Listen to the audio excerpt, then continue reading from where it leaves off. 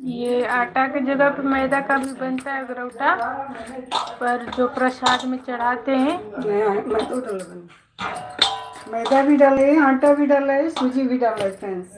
तीनों मिला करके मैंने डाला है।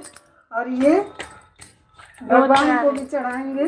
और मैंने इसका दूध में सान करके रख दिया है और ये रात में बनेगा फ्रेंड्स। इसको रात में बनाएंगे हम। हो गया अभी हम लोगों ने बनाकर जो आज हम छठ पूजा में चढ़ाएंगे उसका प्रसाद ये देखिए रेडी है।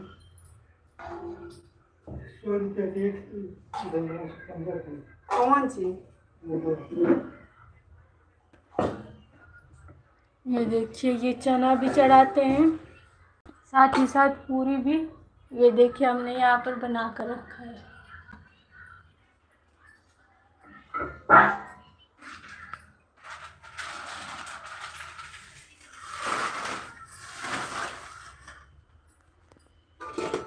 मैदा, आटा, सूजी।